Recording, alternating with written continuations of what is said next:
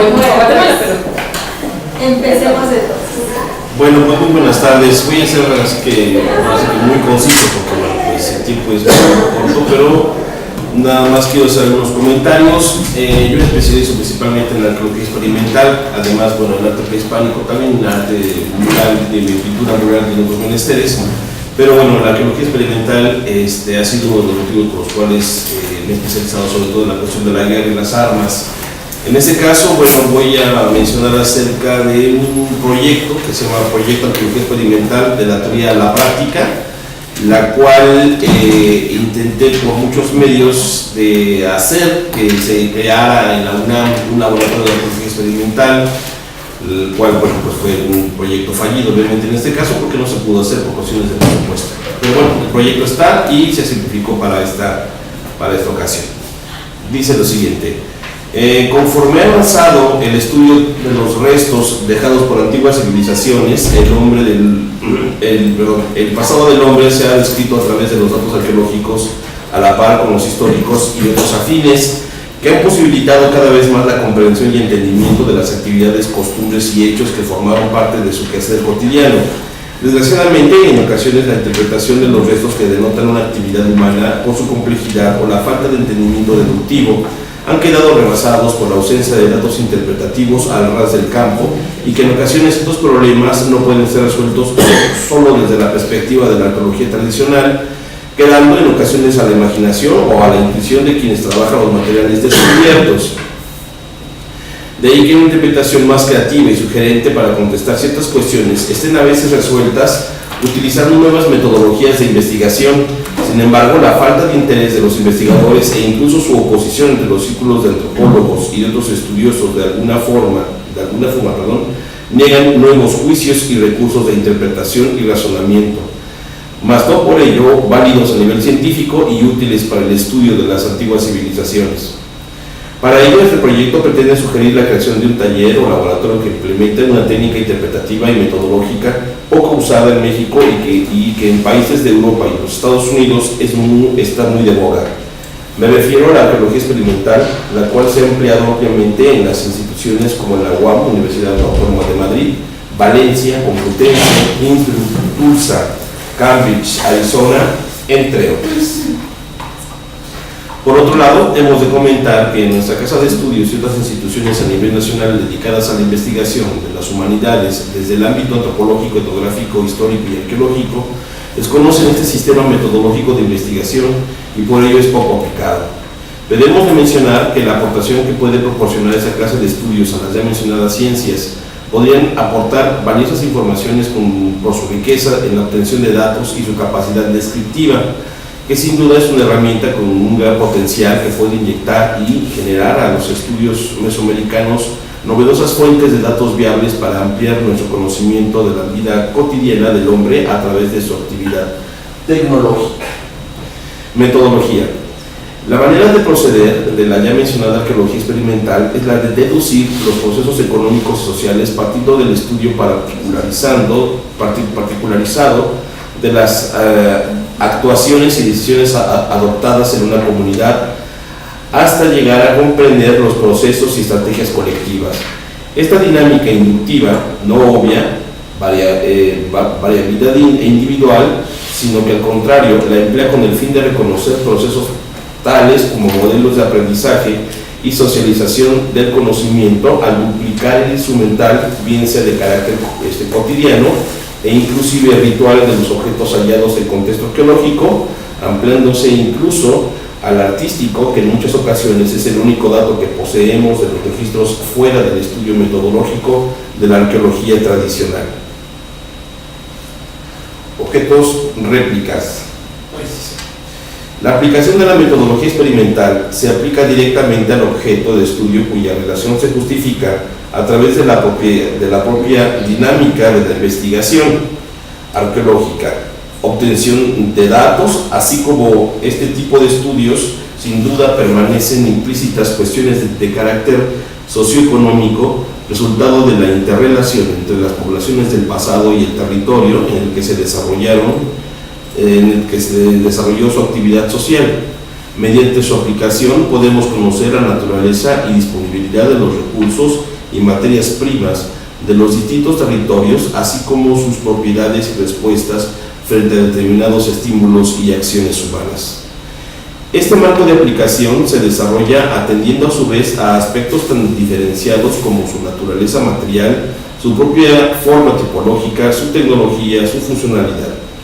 Las relaciones que guardan entre sí son, si bien es posible que las distintas hipótesis de partida presenten diferente peso en cada una de ellas, la técnica y la tecnología resultan ser un punto prioritario en la construcción de nuestras hipótesis, desde la reconstrucción del propio proceso de producción.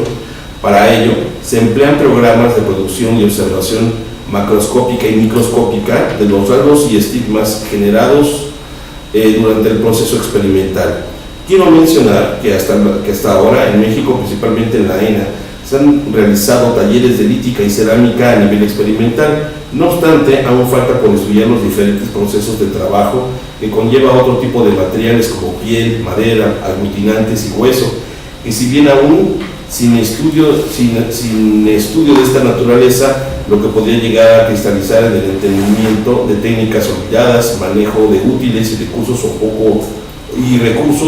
poco entendidos hasta el momento. Más en la cuestión que mencionamos, se pueden hallar en contextos arqueológicos a nivel de excavación, mientras que en otras ocasiones pueden ser representadas a través de la pintura mural, escultura y cerámica. Los procesos. Siguiendo con estos lineamientos, hemos de agregar que un paso más allá de la mera reproducción de los objetos se encuentran los comportamientos, partiendo de las réplicas y organizando protocolos de experimentación mediante tecnologías. Podemos llegar a interpretar no solo las posibilidades funcionales de las mismas, sino también los comportamientos técnicos que detrás de ellas se encuentran. Dentro de este campo contamos con numerosas líneas de investigación que a través de la traseología, la tecnología e incluso la etología nos acercan al estudio del comportamiento humano desde sus fases más antiguas. Quienes así trabajan analizan el registro desde su dinámica tanto social como individual, si bien en ocasiones el registro particular introduce distorsiones que deben ser analizadas en el contexto del grupo. En suma, debemos de considerar que la recreación de materiales tecnoarqueológicos con fines científicos o didácticos pueden estructurarse dentro de categorías que aluden a la construcción o creación, la conservación, la transformación o la destrucción de procesos tanto naturales como culturales. Contamos con numerosos ejemplos que aluden a los procesos de formación y alteración del propio registro arqueológico, o bien a los resultantes de las numerosas actividades de las comunidades del pasado. Los campos de aplicación. El campo de aplicación de la metodología experimental es tan amplio como la propia arqueología. Sin embargo, no se puede negar que su desarrollo ha repercutido de manera desigual a distintos aspectos o periodos.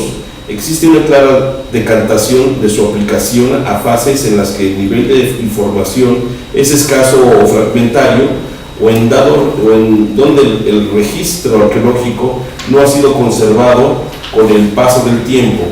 Aún a riesgo de obviar algunos escasos, destacaremos los ámbitos en los que la experimentación ha tenido una mayor repercusión.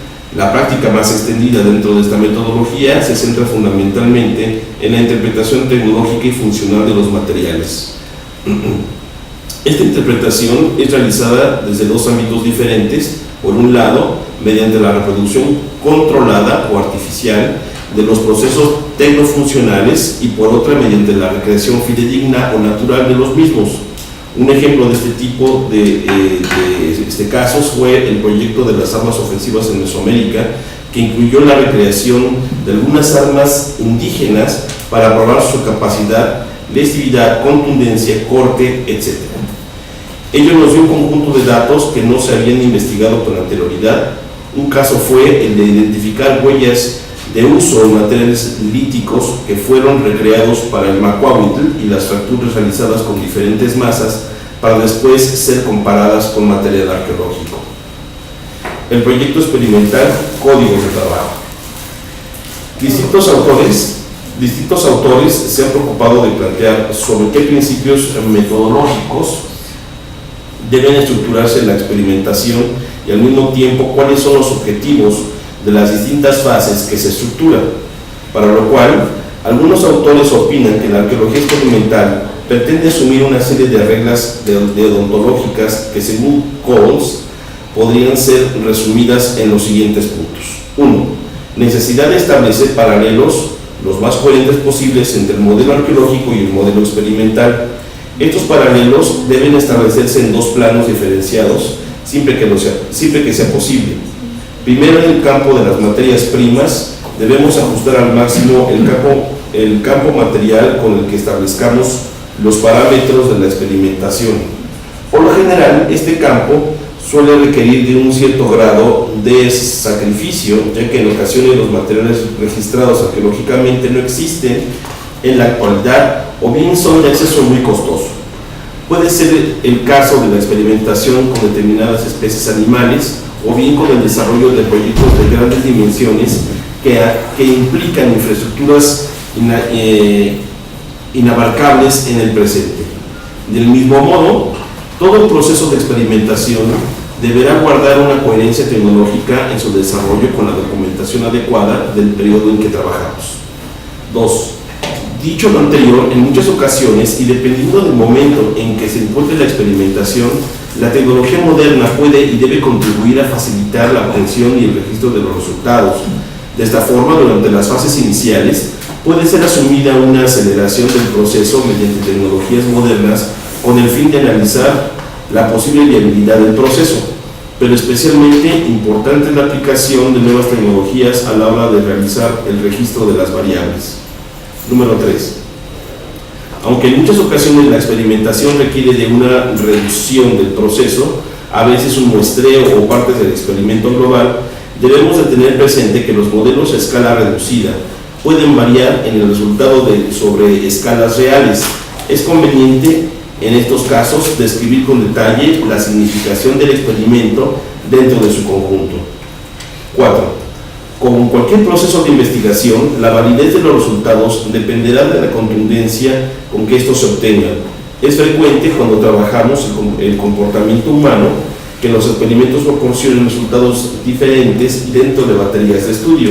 Esta situación refleja hasta qué punto la destreza influye y pudo influir en su momento en la consecución de un objetivo tecnofuncional, proporcionando con ello una valiosa información sobre aspectos como conductas, habilidades y aprendizaje en las diferentes edades del hombre y las civilizaciones primitivas. En otros casos, la experimentación ofrece tan solo dos opciones, positivo y negativo. Ante estas situaciones,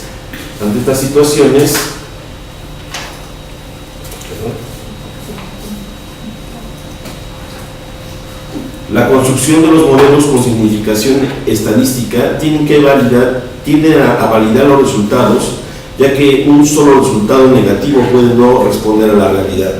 5. Aunque la experimentación persista la resolución de problemas concretos mediante la construcción de modelos experimentales sólidos, el desarrollo del mismo hace con frecuencia necesaria la improvisación de soluciones y la adaptación a limitaciones circunstanciales. 6. El grado de contrastación que manejamos en la arqueología es con frecuencia relativo y no debe ser tomado de manera irrefutable. Esta limitación, criticada frecuentemente desde ámbitos reacios a esta metodología, deben ser aceptadas con optimismo si tenemos en cuenta el escaso carácter y rigor científico que adolecen otras vías de interpretación arqueológica. 7. Como todos los ámbitos de la investigación, es esencial abordar el trabajo experimental desde una filosofía de honestidad que evita la influencia de aspectos personales en sus resultados. Para ello, el diseño de un modelo experimental lo más aséptico posible, la aportación de experimentadores no implicados directamente en el diseño de hipótesis, el empleo de mecanismos que reduzcan la subjetividad de los resultados, el empleo de baterías experimentales con significación estadística o la contrastación de resultados mediante tests ciegos son algunos recursos que debemos emplear. Fidelidad o practicidad. Durante el desarrollo de los trabajos experimentales, bien sean experiencias o experimentos, suelen suele surgir el dilema de hasta qué punto algunos pasos del proceso de experimentación pueden acelerarse mediante procedimientos o técnicas actuales, o por el contrario, o en qué medida su utilización puede desvirtuar el resultado de nuestro trabajo. Como en todo, uno de los principios que debe guiar su desarrollo es la lógica. En numerosas ocasiones la utilización de técnicas modernas es casi obligada si queremos dotar de significación al experimento. Estas licencias, y que en ocasiones tomamos, deben sin embargo ser reflejadas y en ningún caso pueden convertirse en un ámbito carente de sentido crítico. El programa experimental. Ahora les voy a explicar qué es lo que estamos haciendo aquí, porque nada más estoy leyendo y no estoy explicando absolutamente nada, pero por eso lo voy rapidísimo. El programa experimental. Podemos decir que desde comienzos de la experimentación, dentro de la arqueología y el diseño del programa experimental, queda así definido. Así, Archer, un antropólogo, ya propone los siguientes pasos. 1. Construcción de las hipótesis de partida de propuestas verificables a través de la experimentación. 2. Selección de los materiales adecuados. 3. El trabajo con los materiales. 4. Observación y medida de los resultados experimentales. 5. Interpretación de los resultados.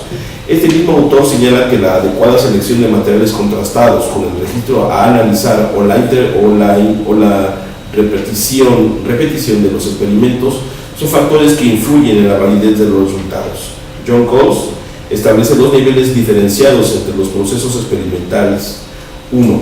El primer nivel de simulación o reproducción dirigido más hacia aspectos de la mecánica del proceso, así como del propio resultado, y un segundo nivel relacionado con el propio proceso tecnológico en su conjunto, y un tercero en relación con la funcionalidad del utillaje. Todo ello nos lleva a plantear el programa experimental como un modelo teórico del proceso de experimentación en el que se atenderán aspectos tales como el diseño de las experiencias o experimentos, la definición teórica de las variables a registrar, la definición del marco material a utilizar, así como el marco técnico, tecnológico o funcional a emplear. Las fases de la formulación del programa experimental. A. Análisis del registro arqueológico. El proceso de interpretación del registro supone la vía básica de la formulación de hipótesis contrastables a través de la experimentación. En cada una de las fases de investigación arqueológica surgen problemas a distintos niveles, siendo estos la base de la formulación entre el modelo de análisis del registro arqueológico y la potencial formulación de hipótesis contrastables con base experimental. B. Planteamiento de hipótesis de trabajo o marco de referencia para el trabajo experimental. Su formulación debe ser tal que permita su aproximación mediante la experimentación. Como comentábamos, puede estructurarse en niveles diferenciados, siendo necesario la frecuencia, su descomposición en planteamientos de nivel inferior, circunstancia que produce una multiplicación de los subprogramas de experimentación. C. Diseño de experiencias. Entendidas como primer acercamiento a la contrastación de la hipótesis de partida, tienen como finalidad básica el prediseño de la experimentación, la adquisición de pericias o destrezas para su desarrollo, en su caso la reformulación de las hipótesis de partida y la selección de requerimientos materiales, y en su caso de variables. Para su diseño empleamos como fuentes de información la etnoarqueología, la traciología y la lógica operativa. D. La experimentación será el resultado de las experiencias previas. Deberá seguir un riguroso control de los procesos recogidos en el programa experimental y al tiempo un exhaustivo registro de datos o variables mediante los siguientes sistemas: analógicos, digitales, fotográficos, videográficos y estadísticos. Bien, la contrastación del resultado de las hipótesis permitirán confirmar o negar las propuestas de partida mediante la contrastación con el registro arqueológico. Los problemas de la arqueología experimental. A pesar de las bondades del procedimiento, no cabe duda de que la práctica real de experiencias o experimentos en arqueología han acabado por encontrar sus detractores. Las críticas más comunes podrían resumirse en los siguientes puntos. 1. La falta de homogeneidad existente en las actividades que se amparan bajo la denominación de arqueología experimental, Como veremos más adelante, se trata de una cuestión de índole casi deontológica que carece de acuerdo definitivo entre los propios arqueólogos. 2. Falta de precisión y ambigüedad de los resultados, especialmente en materias experimentales. Suele ser muy frecuente que en el caso de que se registren variables de tipo cuantitativo y cualitativo, o bien cuando el nivel de destreza de los experimentadores es bajo, resultado de ello suele criticarse la falta de respuestas concluyentes. Conviene saber que la arqueología experimental raramente obtiene respuestas categóricas. Se limita a eliminar posibilidades, mostrar posibles soluciones y en ocasiones indicar el grado de probabilidad que determinadas propuestas tienen como modelo explicativo. 3. En relación con aspectos tecnológicos, suelen darse muchas alternativas capaces de responder a las hipótesis de partida, existiendo con ello un alto grado de incertidumbre sobre las propuestas. Y arqueología experimental, educación y difusión.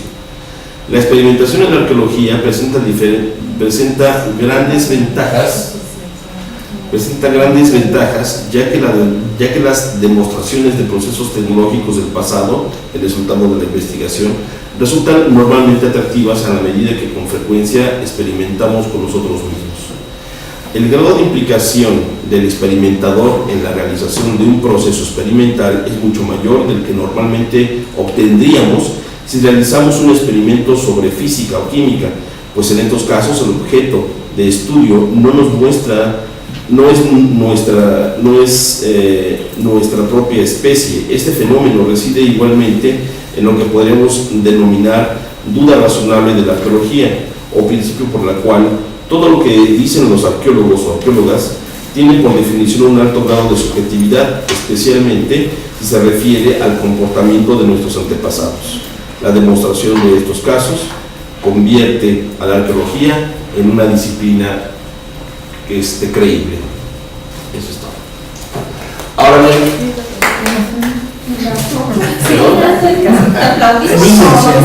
no, es que quisiera todo lo voy a explicar algunas cosas que por la rapidez del tiempo, así rapidísimo, nada más. Las imágenes obviamente pues están relacionadas con nuestro texto. En este caso, pues tenemos que en Europa, por ejemplo, en Estados Unidos, la arqueología experimental es un sistema, es un medio para poder analizar el comportamiento o establecer ciertos mecanismos dentro de un contexto arqueológico. Por ejemplo, el hecho de la técnicas de cacería, el uso de ciertos instrumentos, el hecho de cómo se diseñaban ciertas chozas o elementos arquitectónicos. Y bueno, pues aquí lo que podemos apreciar pues son estos jóvenes de la Universidad de Cantabria haciendo precisamente un estudio de arqueología experimental, tratando de copiar de alguna forma las técnicas usadas, ¿sí?, en cerámica. Igual pasa en la cuestión del desarrollo de utensilios de materiales líticos o materiales confeccionados con hueso o con astas de venado o otro tipo de elementos, cuero por ejemplo. Y aquí tenemos una fotografía tomada de la Universidad Autónoma de Madrid a cargo de, bueno, en el que se puede apreciar precisamente el trabajo, la talla de materiales líticos. Y bueno, pues en el centro podemos apreciar a este señor que es el arqueólogo en jefe, el doctor Javier Baena, que precisamente está a cargo del Departamento de Arqueología Experimental de esta universidad. Aquí tenemos, bueno, que el hecho de que la arqueología experimental parte principalmente, obviamente, de los hallazgos arqueológicos en este caso, llámese materiales líticos o materiales óseos, obviamente. Los yacimientos, los depósitos arqueológicos nos permiten establecer un comportamiento y un patrón de vida de los que vivieron en este sitio. En este caso, las fotografías que estoy aquí mostrando son de una zona arqueológica muy famosa que se llama Atapuerca, en el norte de España, en la provincia de Burgos, donde pues se me permitió de cerca analizar el depósito, que es una verdadera cosa impresionante, porque además de encontrar utensilios encuentras restos de animales cazados, ¿no? Entonces, a través de esto uno se puede dar cuenta de la asociación que existe entre el instrumento y el animal cazado o la simbiosis entre la naturaleza y el ser humano. Bueno, obviamente a partir de los elementos modernos, como en el caso por ejemplo del uso de microscopios o de otros instrumentos modernos, inclusive en la confección misma de los instrumentos que vamos nosotros a experimentar con ellos, en el laboratorio de arqueología experimental, pues obviamente nos puede dar nuevos indicios de cómo es que las huellas, por ejemplo, que se dejan en ciertos materiales líticos, las rayaduras, por ejemplo, en materiales óseos, nos puede indicar la forma de un corte, por ejemplo, la forma en la cual se inserta un cuchillo para descarnar, por ejemplo, o para trocear. Vaya, tiene diferentes explicaciones. Entonces, pues no solamente es el ámbito de recrear los instrumentos, sino a través de los utensilios, de los elementos modernos de investigación, podemos llegar a concluir ciertas finalidades del uso de instrumentos, ¿verdad? Cuando no encontramos obviamente pues un instructivo, regularmente pues los elementos antiguos, los instrumentos primitivos no tienen instructivo. Entonces, pues gracias a esto nos puede dar una cierta forma de entender cómo eran utilizados o de qué manera eran fabricados. Aquí tenemos algunas pruebas que yo hice con el Macuahuitl, podemos ver uno de ellos ya armado con las navajas obsidiana y todo esto. Y hicimos una prueba de cortes en un borrego, y obviamente en este caso dirán ¿por qué el borrego? ¿Por qué un otro animal? ¿Por qué un cerdo? ¿No? O otro tipo de animalito. Y es que en este caso el borrego presenta prácticamente casi la misma densidad de huesos y de músculos que las del ser humano. Entonces los cortes que se hacen se parecen mucho, es como la dureza del cráneo, por ejemplo, y una sandía. No sé si ustedes alguna vez han visto un programa de arqueología experimental en National Geographic, ¿no? En donde se pone una sandía siempre. ¿Por qué no se pone otra cosa? ¿No? Se pone un melón o un plátano, ¿no? Para hacer para usar un instrumento o un arma de fuego. Bueno, la idea es que la dureza del cráneo se asemeja mucho a la dureza de una sandía. Entonces, pues están tratando de buscar ciertos paralelismos, ¿verdad? De densidades, de durezas, de flexibilidad. Inclusive, bueno, en este caso se utilizó un borrego porque precisamente los músculos son muy semejantes en densidad que las del humano. Entonces van a la guerra. ¿Cuáles? Los borregos. Los borregos van a la guerra. Además, fíjate, sí tiene mucha razón. Perdón. El grosor de la cáscara de la sandía también tiene que ver con el grosor del cráneo. No, la cáscara de la sandía es una cosa mucho más gruesa, obviamente. La dureza. Sí, la dureza. En el momento que usted, por ejemplo, toma un instrumento y rompe una sandía en su casa alguna vez alguna prueba, le puede romper la cabeza a cualquiera con un golpe. Si se parte, entonces de antemano el cráneo es muy delgadito, ¿sí? Lo que lo recubre, que obviamente pues es la capa epitelial, obviamente en ese caso, y bueno, pues lo que recubre verdaderamente el cráneo es lo que se hace que sea más resistente, pero el cráneo en sí mismo es muy frágil, ¿sí? Es muy frágil. Y bueno, en este caso hicimos unas pruebas con el Macuahuitl para ver cuál era la más, qué tipo de instrumento era, qué tipo de herramienta era, qué tipo de arma era, porque bueno, lo encontramos en las fuentes primarias, ¿no? Por ejemplo, donde ya en una plática anterior que tuvimos precisamente en este seminario, comentaba de que ¿quién es este cronista que habla que con el Macuahuitl puede cortarle la cabeza a un caballo, por ejemplo, ¿sí? Pues hicimos la prueba y no resultó. Entonces, estamos viendo que los elementos históricos pues, no son concluyentes, no son reales, ¿no? El conquistador anónimo es el que habla que con el Macuahuitl se le puede cortar la cabeza a un caballo. Un caballo tiene una cabeza, el cuello de un caballo. El cuello de un caballo es como de este tamaño, más o menos, aproximadamente, ¿verdad? Entonces, tratamos de hacer un corte limpio a través de un corte por percusión, o sea, un corte directo. ¿En un caballito? En un borrego. que es una cosa más pequeña, y fue imposible. La obsidiana esta quebradiza, que en el momento de entrar en contacto con la piel, que obviamente pues, le quitamos la lana, ¿verdad? En contacto con entrar con la piel y el músculo y el hueso, las navajas de obsidiana estallaron totalmente. Y no, inclusive, bueno, el corte fue de unos pocos centímetros. No, en un humano hubiera causado, obviamente, pues hubiera sido letal, pero en un caballo seguramente no hubiera pasado absolutamente, o casi nada, ¿verdad? Salvo un corte de una pequeña profundidad. Entonces, ahí, a través de la arqueología experimental, estamos haciendo pues una crítica a los elementos históricos que en algunas ocasiones pues son fantaseados, ¿verdad? Metafóricos, sí. Que sí, obviamente, pero después de esto hicimos otro análisis con un experto en espadachín, ¿no?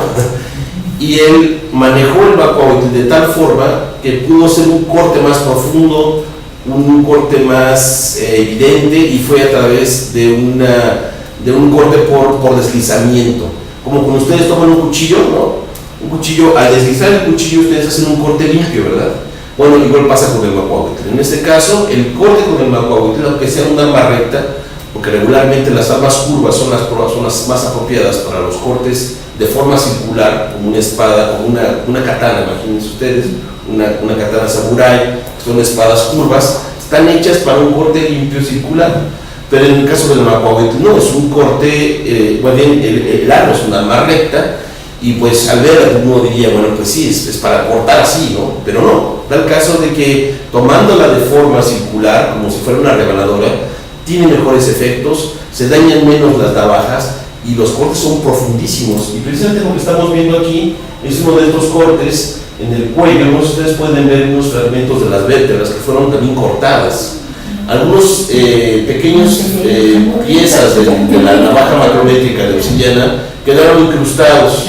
Sí, pueden ustedes ver a los lados, pueden ver algunas incrustaciones. Tal vez no sea muy, en la fotografía a lo mejor no sea tan escandalosa, pero imagínense ustedes en un ser vivo, realmente un corte de estos es un corte letal. Sobre todo, por ejemplo, a nivel del cuello, ¿no? O a nivel de ciertas partes del cuerpo.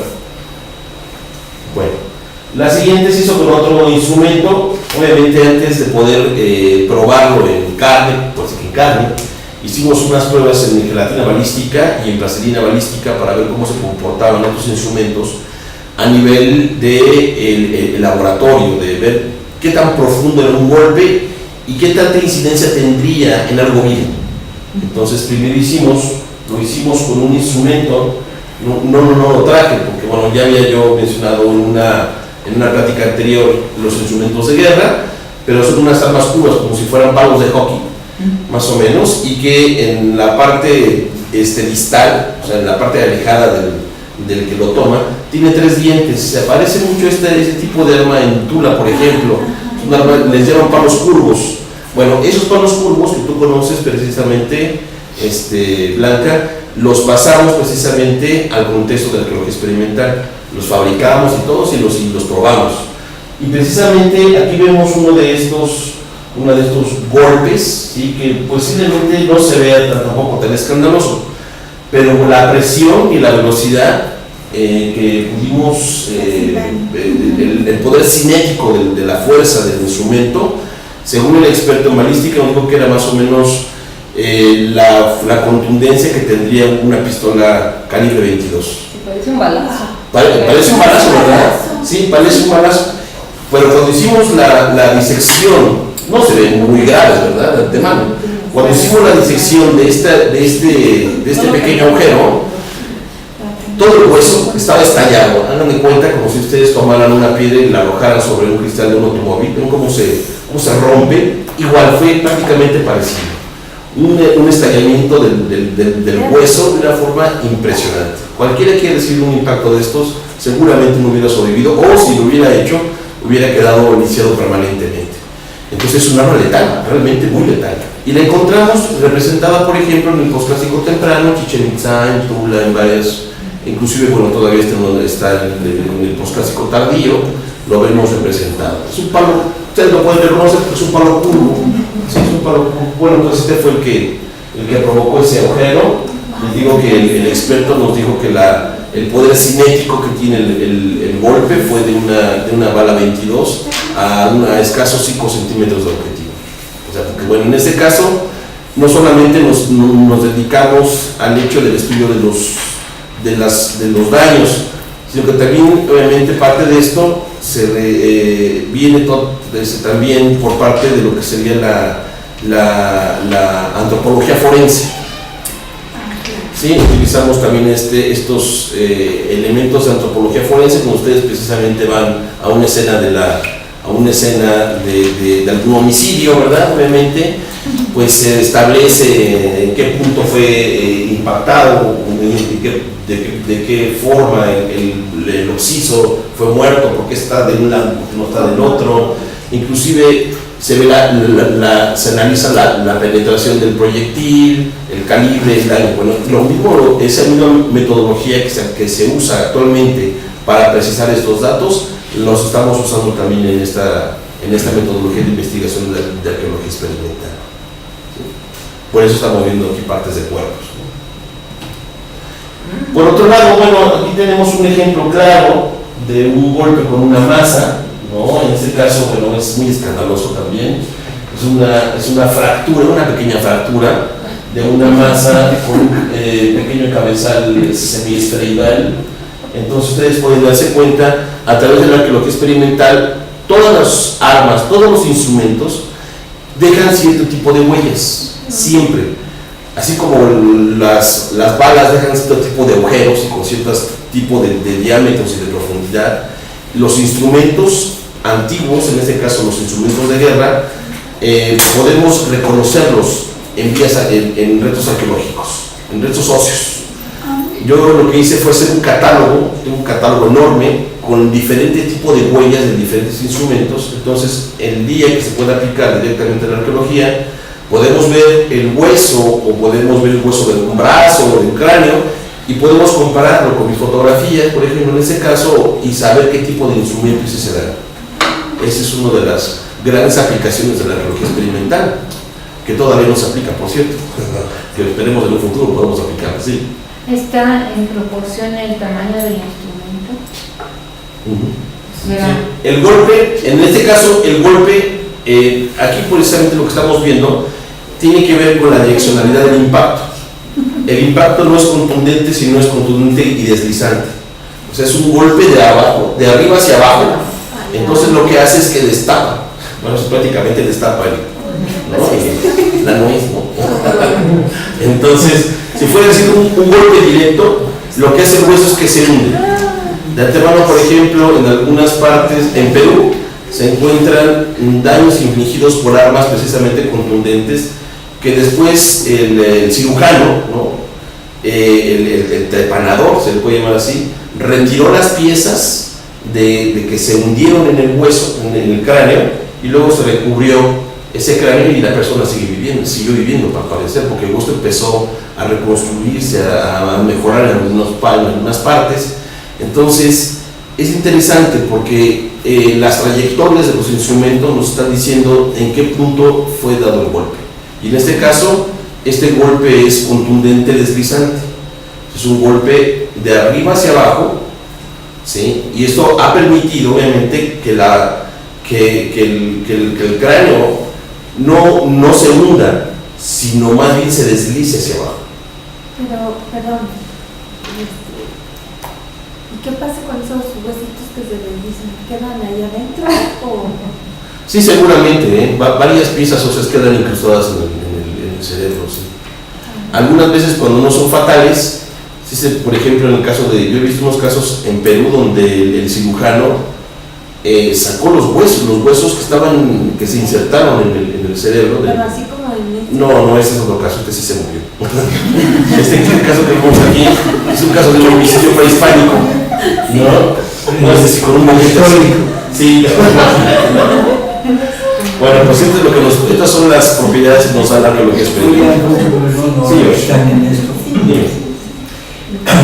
El golpe, como está marcado ahí, debió haber sido al centro y se trozó todo en pedazo, dejando fracturas o fue de más arriba y se botó toda el cráneo.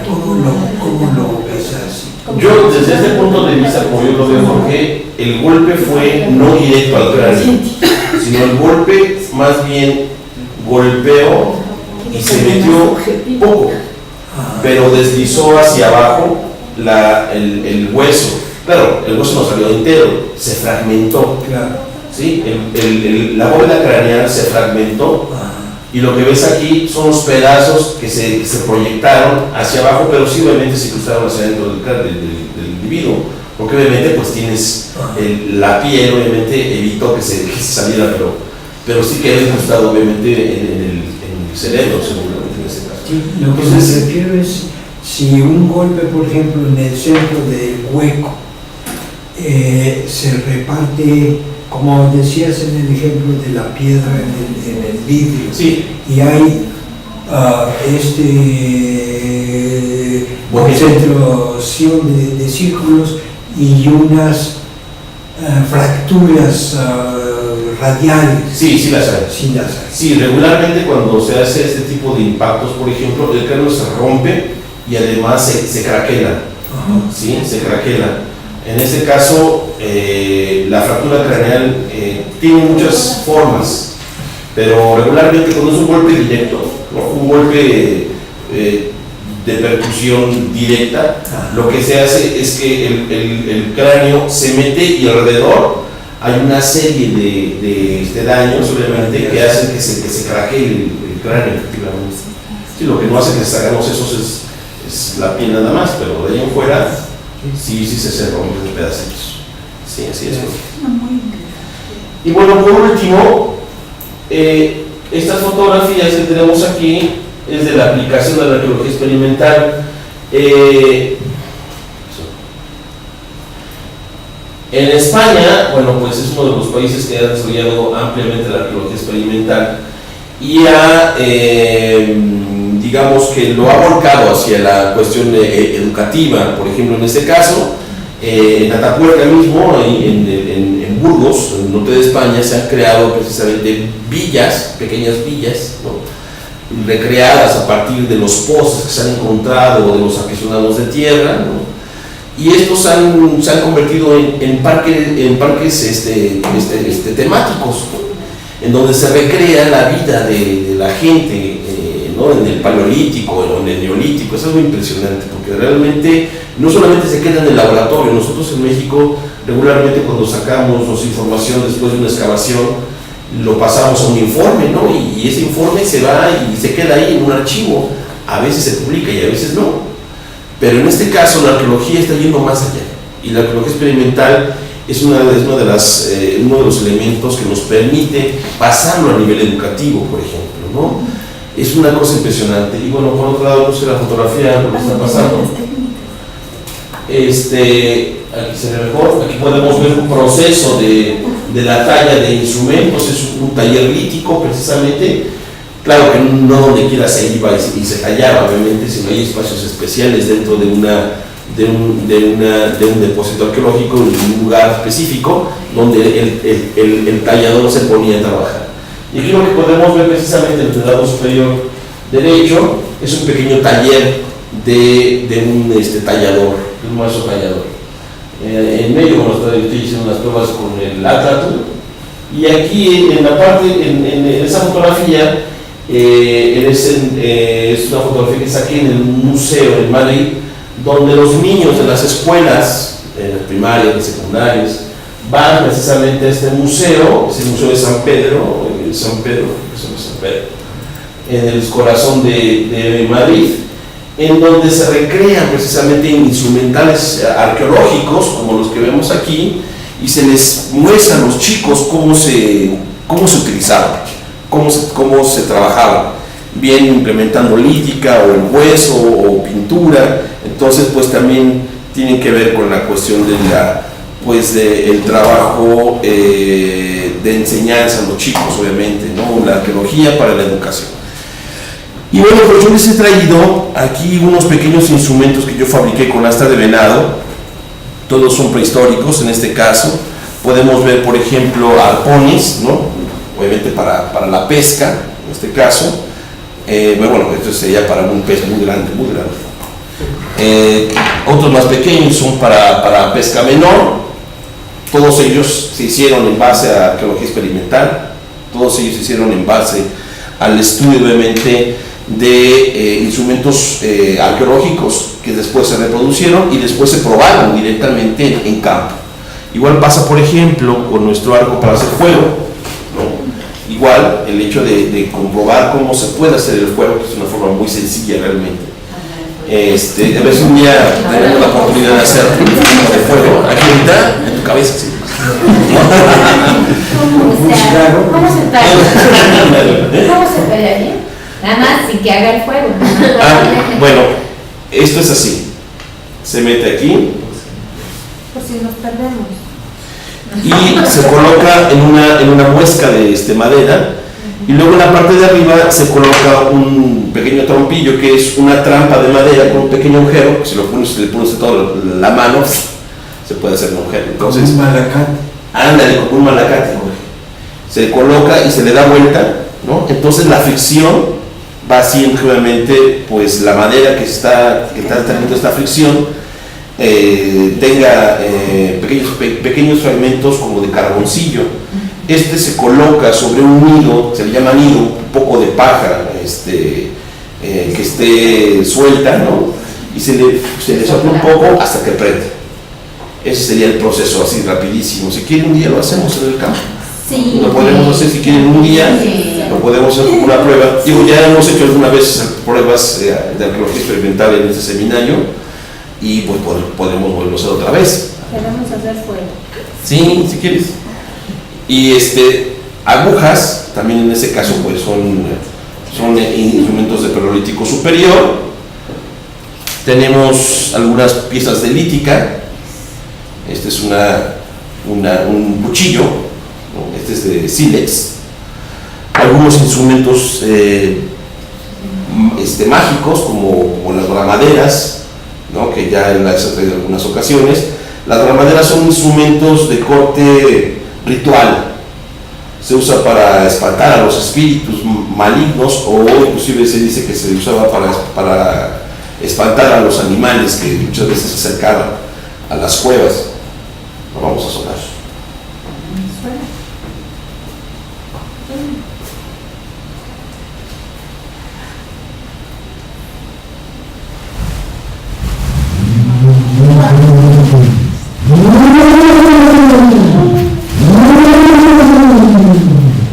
¿Es hueso?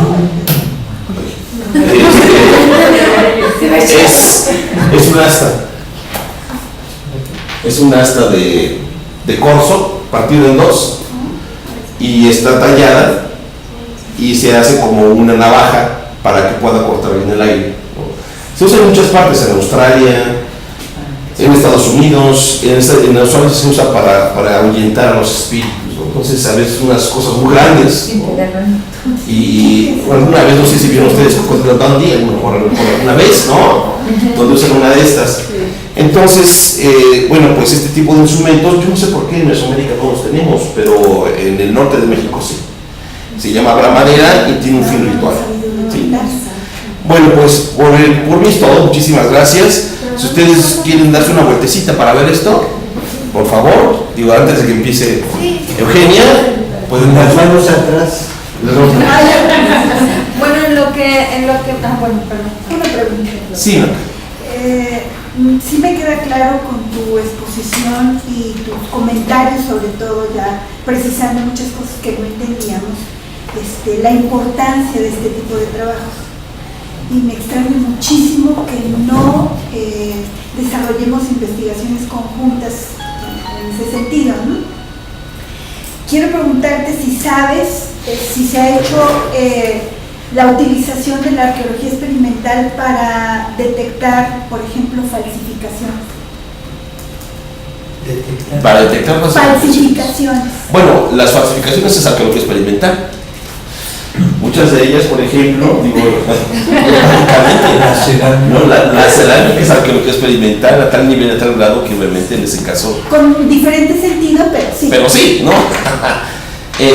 No sabe decirte Blanca, no sabe Pero decirte. es una venta que se me ocurre entre muchos otros que dijiste, que por cierto ya después platicaremos de entierros de Tula con fotografías Ah, muy bien. que tienen, por ejemplo, en el sacro huella de corte. De cortes. Y así es que Puede ser el sacrificio. tú podrías ver. Ah, bueno, pues por Y los favor. cráneos. Sería Tengo excelente. como unas 300 fotografías de...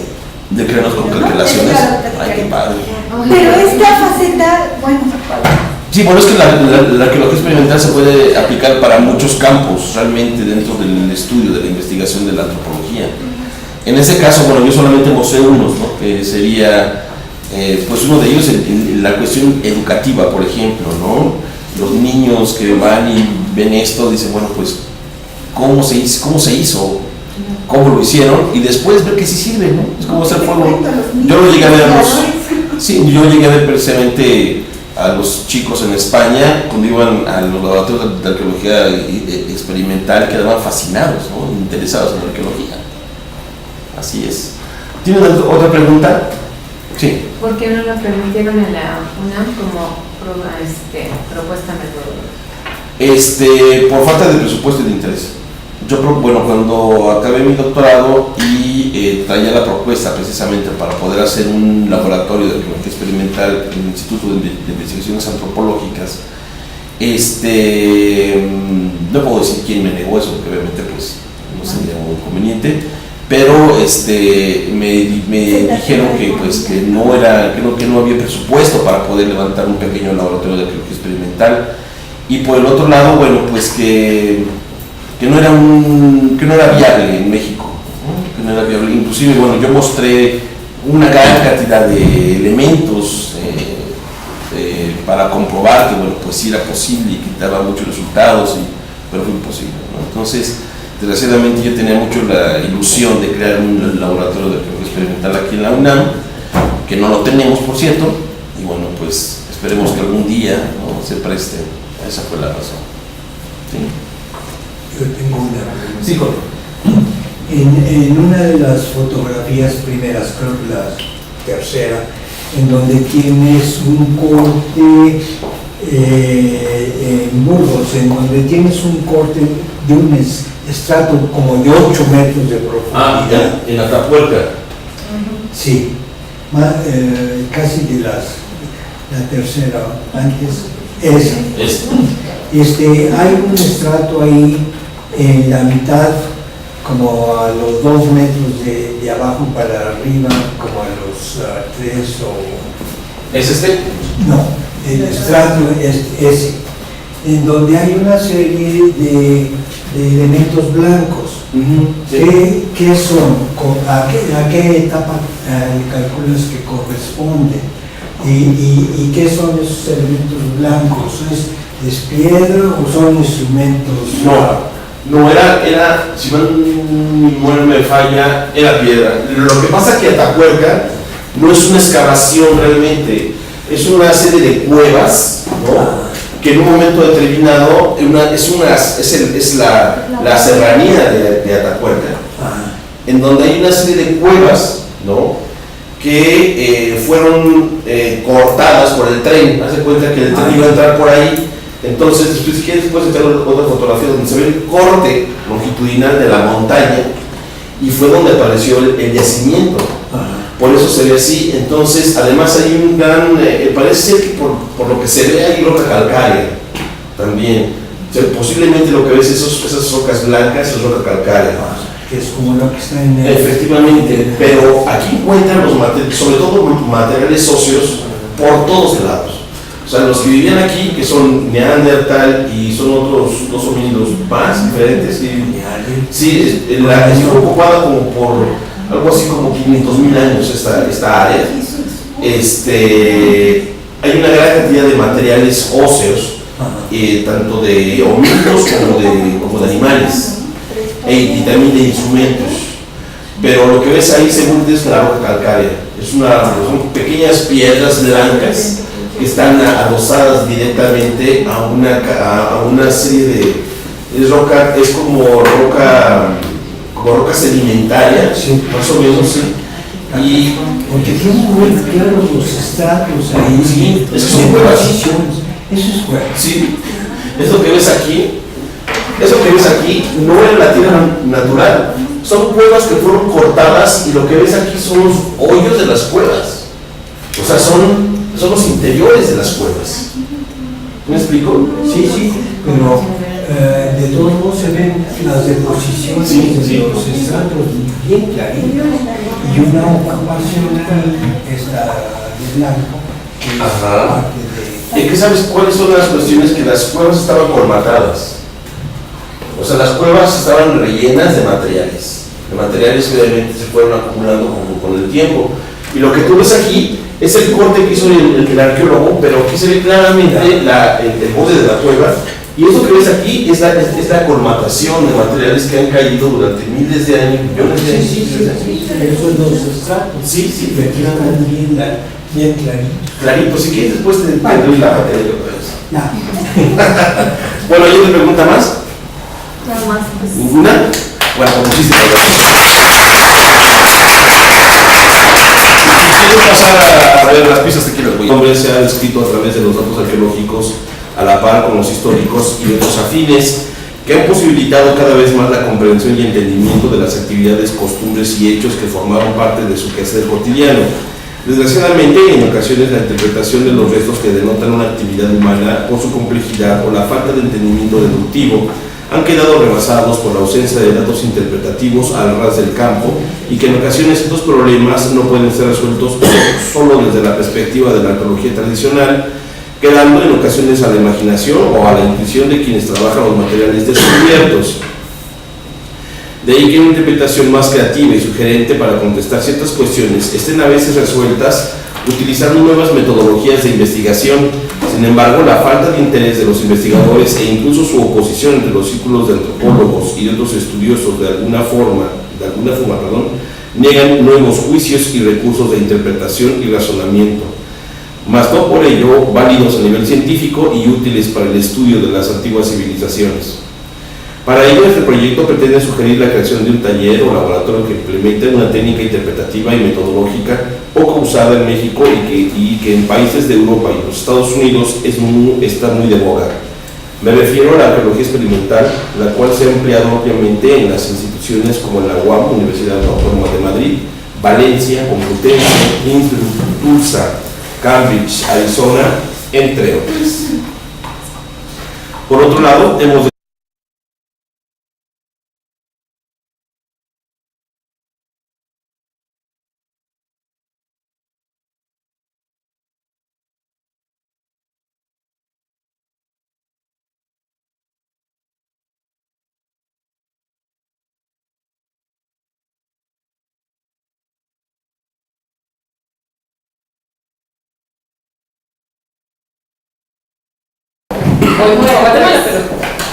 Empecemos entonces.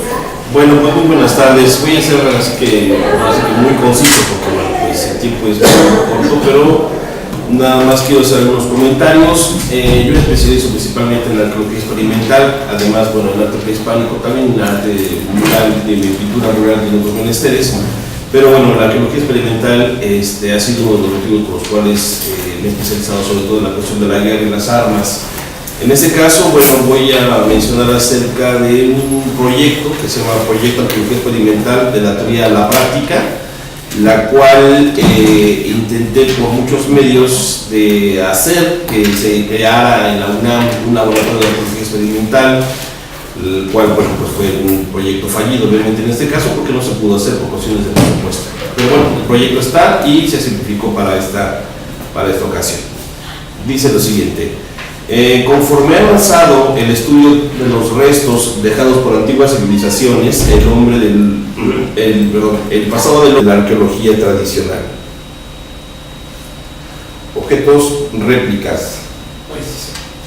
La aplicación de la metodología experimental se aplica directamente al objeto de estudio cuya relación se justifica a través de la propia dinámica de la investigación arqueológica, obtención de datos, así como este tipo de estudios sin duda permanecen implícitas cuestiones de carácter socioeconómico, resultado de la interrelación entre las poblaciones del pasado y el territorio en el que se desarrolló su actividad social. Mediante su aplicación podemos conocer la naturaleza y disponibilidad de los recursos y materias primas de los distintos territorios, así como sus propiedades y respuestas frente a determinados estímulos y acciones humanas.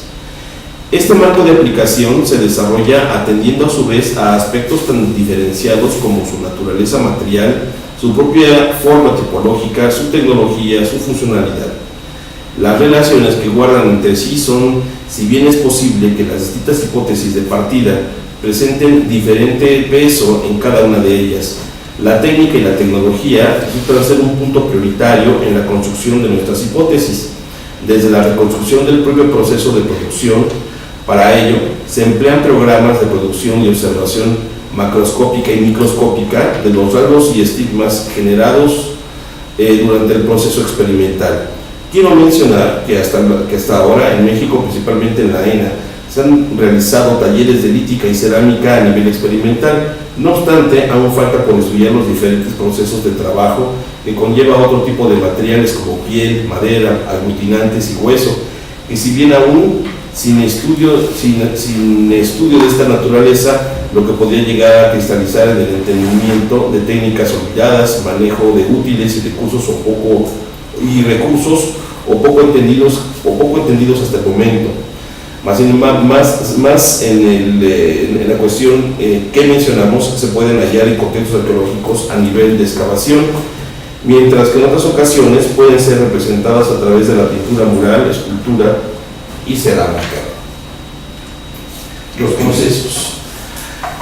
Siguiendo con estos lineamientos, hemos de agregar que en un paso más allá de la mera reproducción de los objetos se encuentran los comportamientos, partiendo de las réplicas y organizando protocolos de experimentación mediante tecnologías.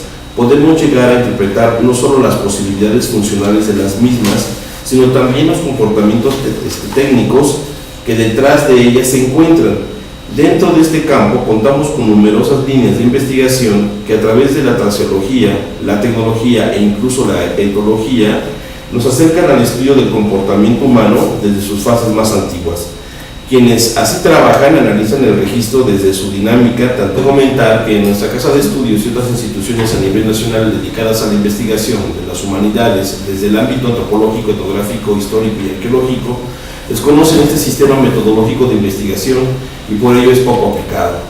Debemos de mencionar que la aportación que puede proporcionar esa clase de estudios a las ya mencionadas ciencias podrían aportar valiosas informaciones por su riqueza en la obtención de datos y su capacidad descriptiva, que sin duda es una herramienta con un gran potencial que puede inyectar y generar a los estudios mesoamericanos novedosas fuentes de datos viables para ampliar nuestro conocimiento de la vida cotidiana del hombre a través de su actividad tecnológica.